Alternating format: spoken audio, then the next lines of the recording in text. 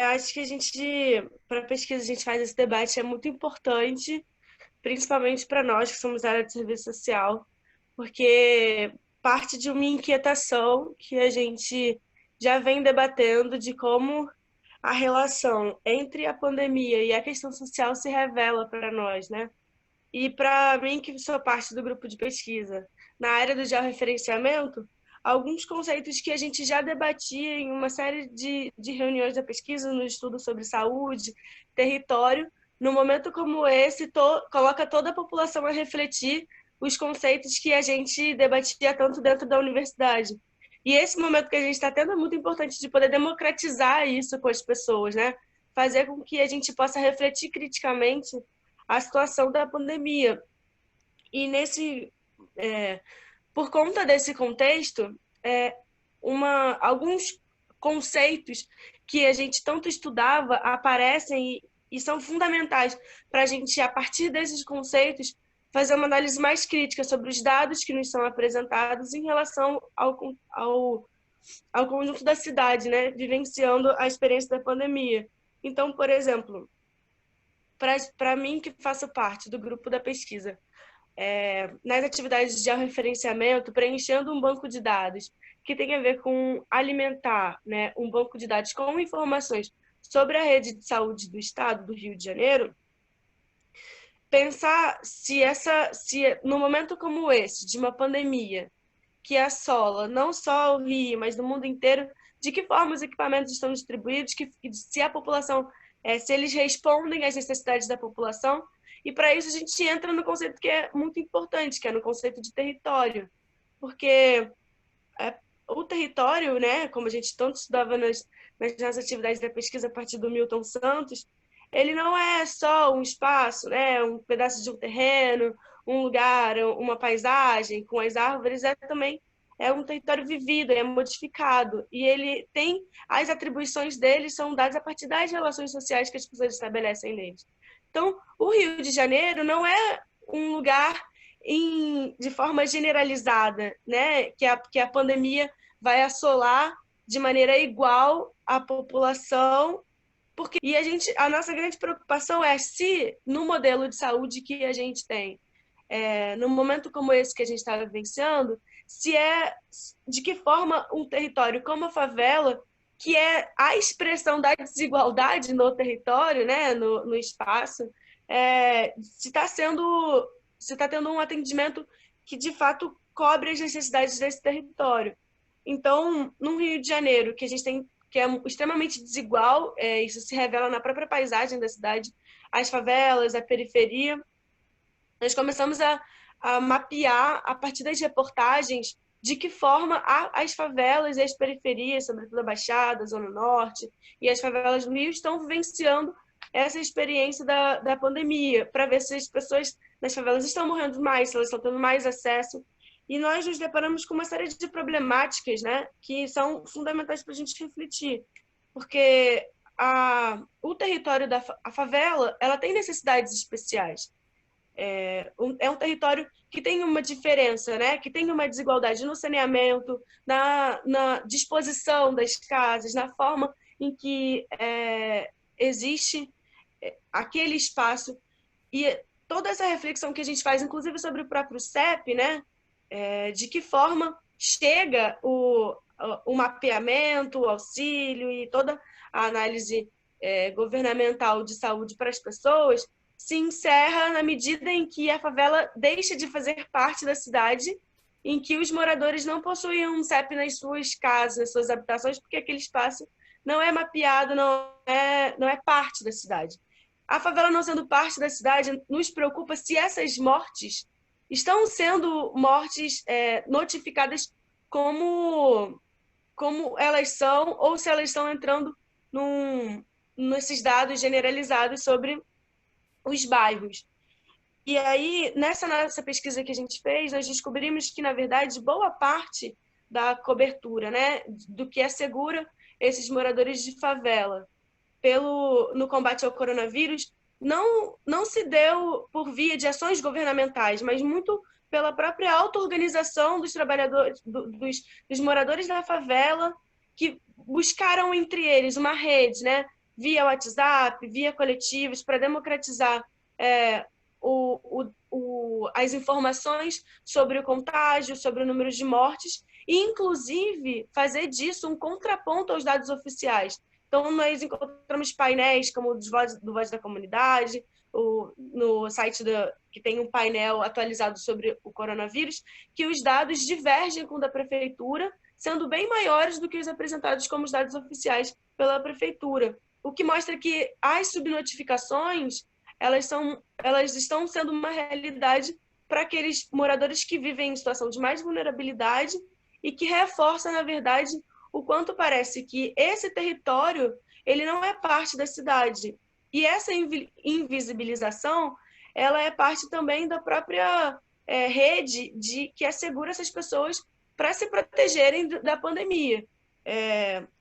Porque no momento como esse, né, o fundamental seria que a gente tivesse toda a política pública voltada para atender a população, que tivesse acesso à saúde, que possam ter, né, que a gente consiga, a partir desses dados,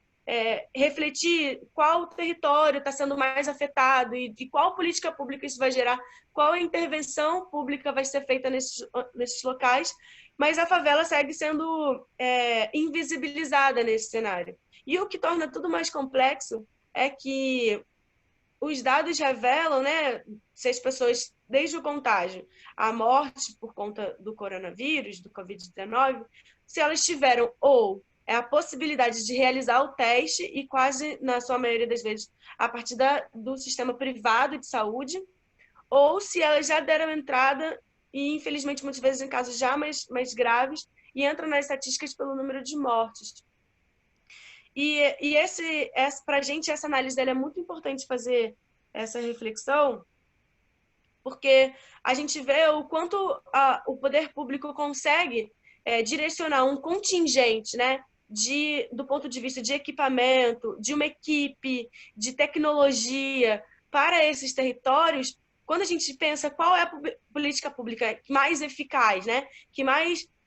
envolve investimento, estudo, equipe e tecnologia, a gente só consegue pensar na intervenção militar. A gente só consegue pensar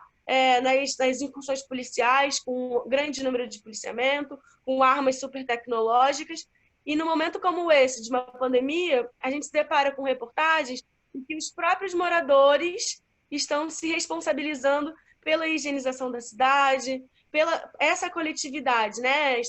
De doar, de levantar arrecadações de kits de higiene, kits de alimentação, para fazer de forma solidária entre a favela uma cobertura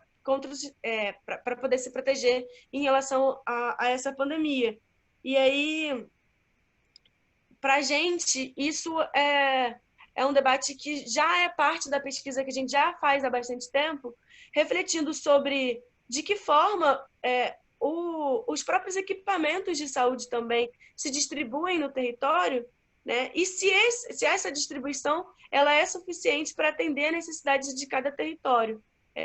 E nesse contexto, a gente faz uma análise crítica de que a favela, primeiro, enquanto uma potencialidade muito grande, precisa ser entendida como parte do território da cidade, para que seus dados, para que as pessoas, para que as suas mortes não sejam invisibilizadas e que, sobretudo, as políticas públicas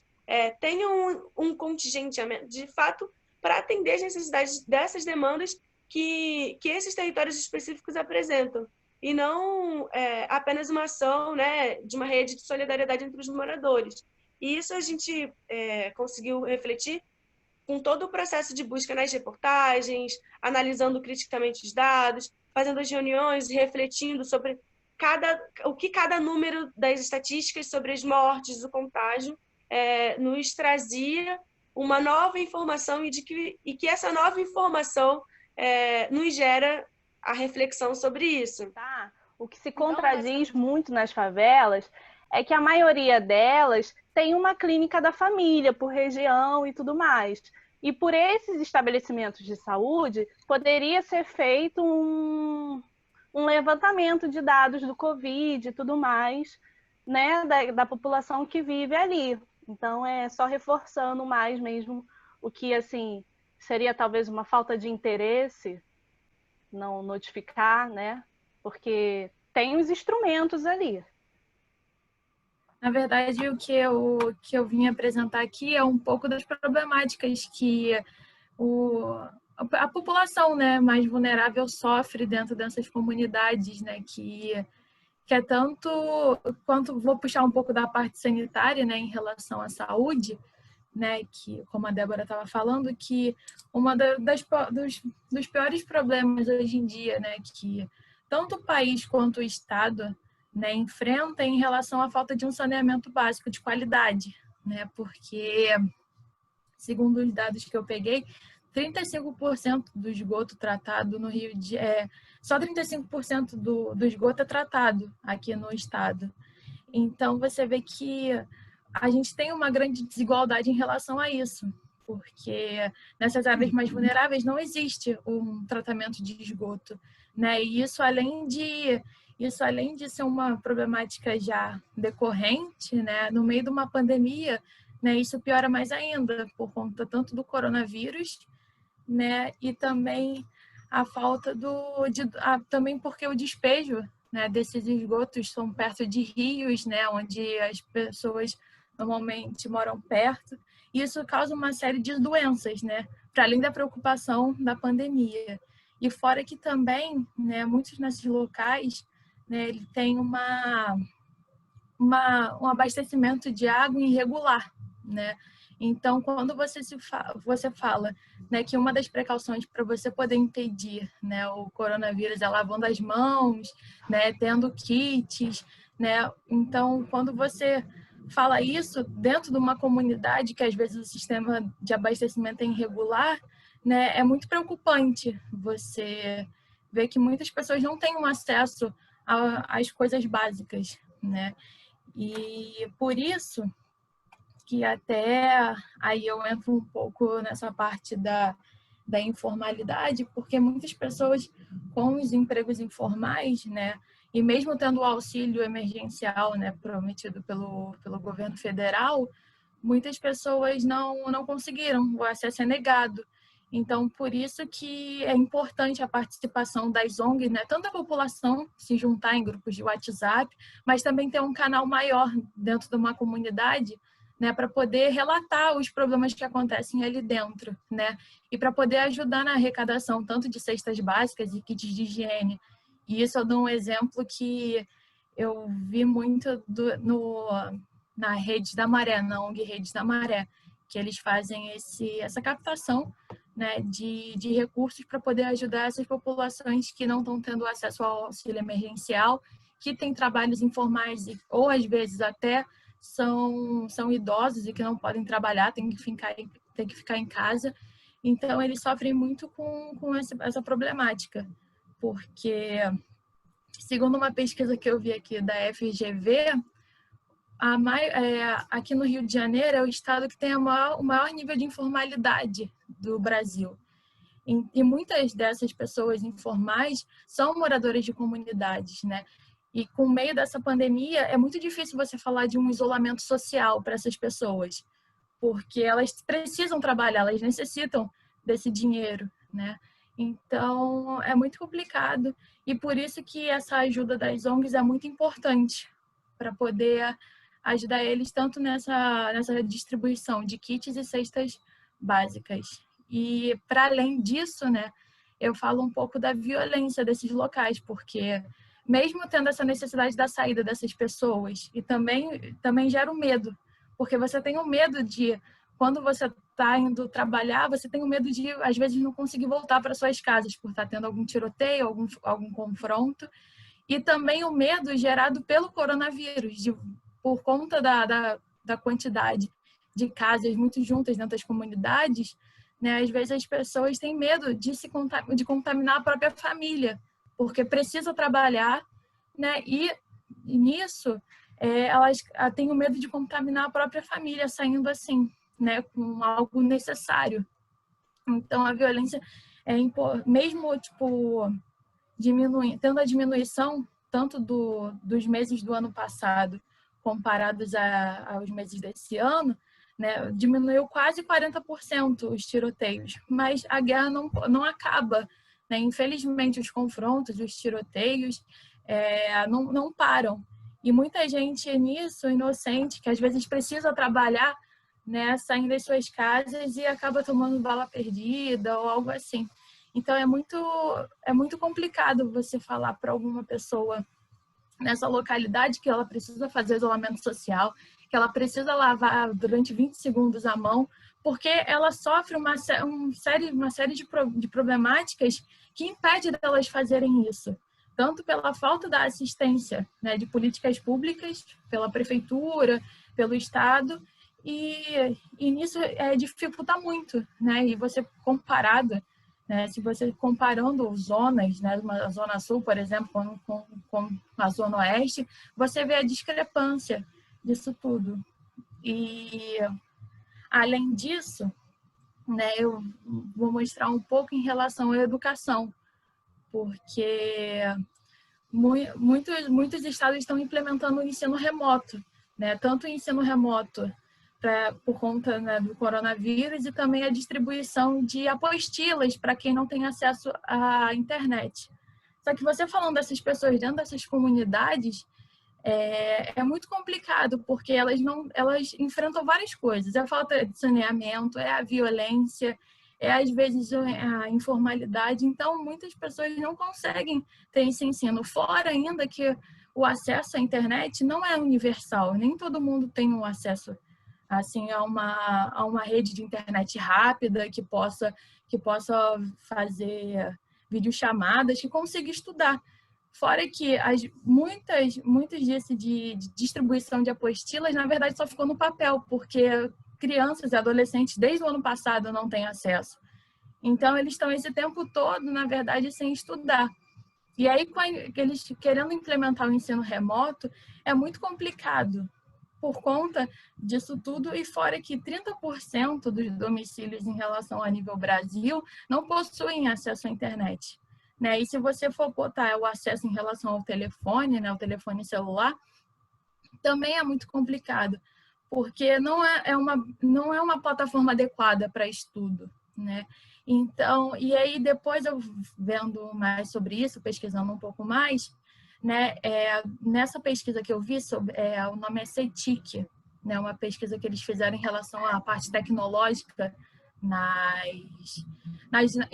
em comparação com as classes, né, com as classes sociais, né, eles descobriram que as classes mais baixas têm um acesso à televisão, mesmo tendo um acesso maior à televisão aberta, né, eles têm uma televisão. Então, eu acho que seria muito importante a implementação do ensino pela televisão, como eu vi, por exemplo, em relação ao estado de Manaus, que eles já tinham isso por conta das populações indígenas, né? Eles faziam esse ensino pela televisão por conta da distância das escolas, e eu achei bem legal essa implementação, que eu acho que é importante, porque a gente não pode botar muros, né? E aí, quando você bota muros, principalmente na educação, é muito difícil você falar que as desigualdades algum dia vão acabar, porque elas sempre estão aí, elas sempre existiram, e eu acho que a pandemia só veio para acentuar mais isso e evidenciar para a população de uma forma geral o que está acontecendo, que nessas comunidades, né, eles não são invisíveis, né? Tem pessoas morando ali, tem pessoas querendo estudar, trabalhar, e que por conta disso, né, essa falta dessa assistência, né, elas além de estarem enfrentando, né, a problemática do coronavírus, elas têm uma série de outras problemáticas que já existiam, né, e que por falta, às vezes, da invisibilidade mesmo, elas são pegas de uma forma que elas não conseguem se proteger de nenhuma forma, porque você tem a necessidade de sair de casa, você tem que estudar, aí você não tem o acesso à internet, então é muito complicado você falar de uma forma geral que tá tipo, todo mundo tá se recuperando, ou algo assim, sendo que nesses lugares onde a gente, na verdade, nos jornais, a gente olha de uma forma geral, mas eu acho que a gente precisa especificar um pouco mais em relação, dentro dessas comunidades, o que está acontecendo. Acho que é uma realidade muito próxima, assim, porque uma experiência próxima minha aqui é que, apesar de ter disponível, às vezes, a apostila e a criança poder conseguir ter acesso a ela, o responsável ele acaba tomando um papel de professor, de didático. E aí muitos responsáveis, justamente por falta dessa história, né, da educação pública, de